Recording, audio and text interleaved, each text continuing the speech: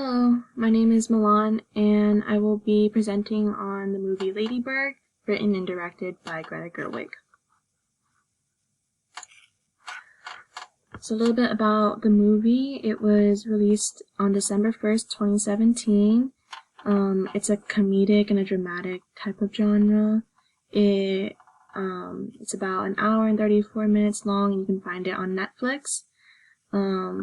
This is actually Gerwig's first movie as a director, and it's basically about a girl named Christine, or Lady Bird, and a journey about her finding herself and her pursuit in going to the college of her dreams, which is in New York.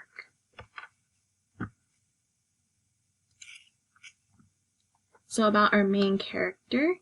Her name is Christine McPherson, or as she goes by Lady Bird. She's a girl in her senior year of high school, and she really just wants to go to New York and escape her life in Sacramento. She just doesn't believe that she belongs there, and that she quote, does not look like a person that is from Sacramento. She's 17 years old. She goes to a Catholic high school.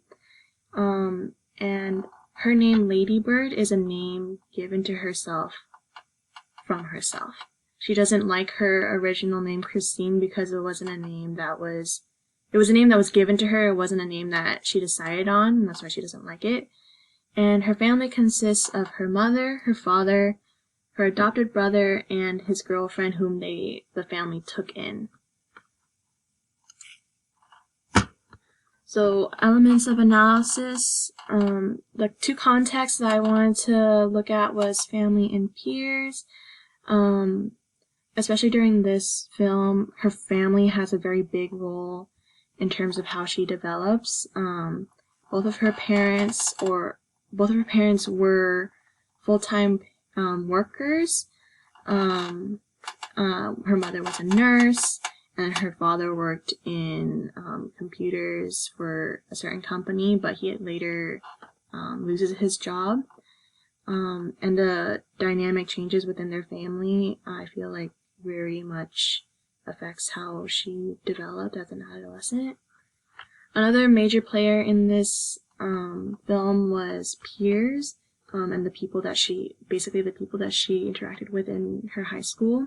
This includes her best friend Julie, her first boyfriend, and her second boyfriend, and the popular group that she was involved in.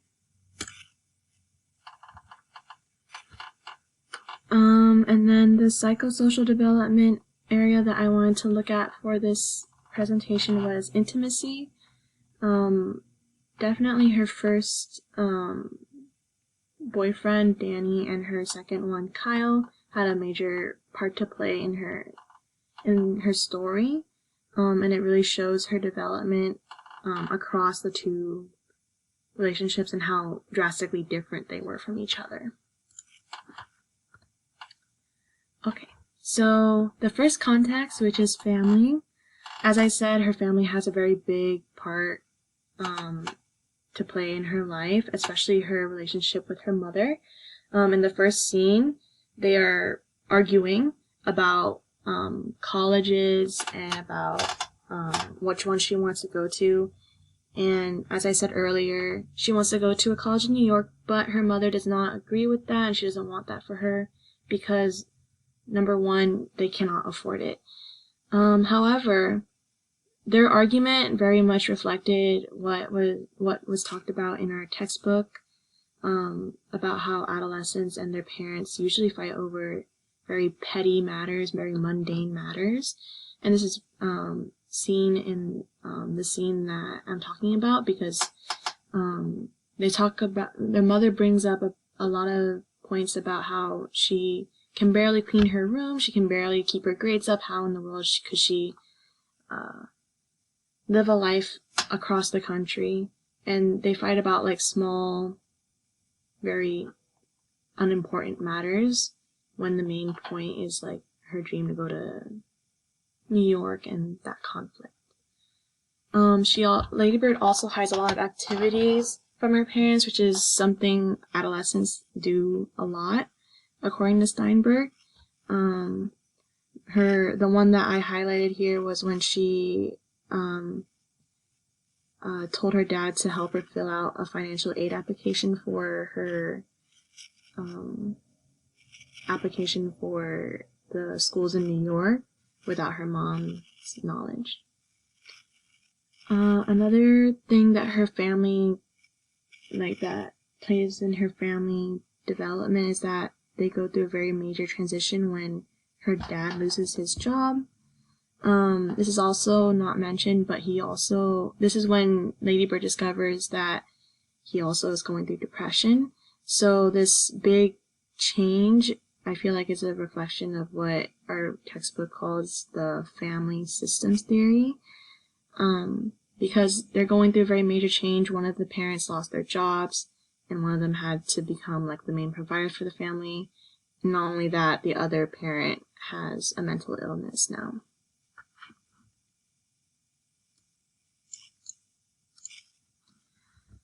Next context I wanted to talk about was peers.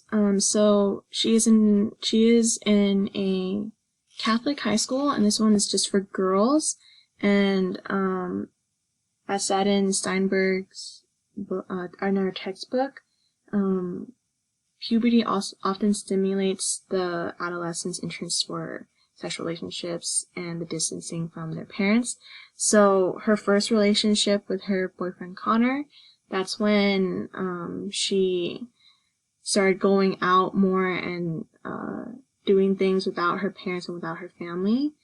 It's also the first boy that she gets involved with or is friends with, which is also something that we talk about in the textbook.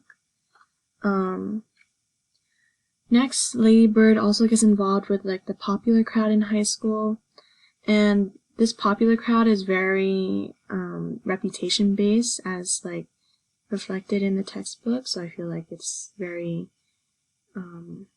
definition of what a crowd is.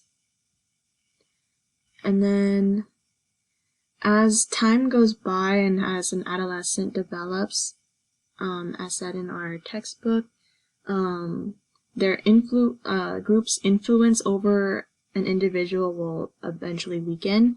And this is seen at the end of the movie when Lady Bird abandons the popular crowd to go to the prom with Julie. Psychosocial development. I decided to do sexuality. So her first sexual experience was masturbating, and Lady Bird and Julie, her best friend, were seen talking about it in the bathroom, laughing about it, and just kind of speculating what real sex would be like. And as said in the textbook, adolescents just can't help but be curious and just fascinated about sexual activities and things like that. And this is seen in this scene. This is also when she experiences her first autoerotic behavior. Later on in the movie, she ends up losing her virginity to her second boyfriend, which is Kyle.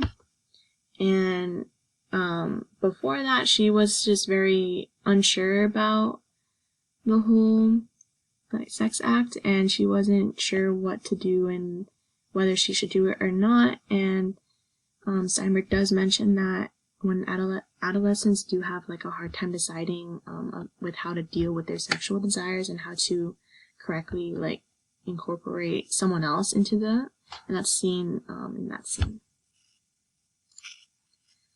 So the main issue, Lady Bird's main issue is that she wants to go somewhere where she believes that she belongs, which is not Sacramento. She says that she doesn't feel like she belongs there, and that she just doesn't look like someone that lives in Sacramento.